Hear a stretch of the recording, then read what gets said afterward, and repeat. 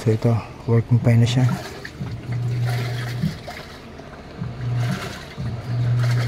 So yan, nagwawash na. So nirepair ko yung board niya.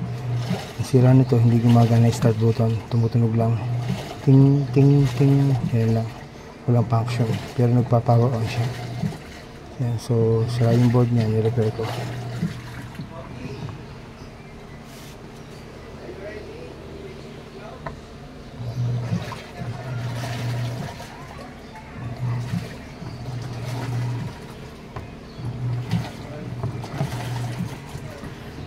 Okay na.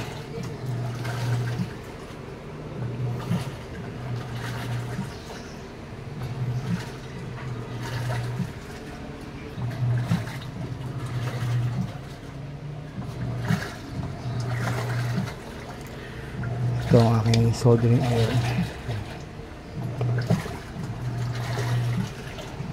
Thank you Lord, nagawa na naman ng isang washing machine. So hindi kailangan palitan ng bagong controller board. Yan.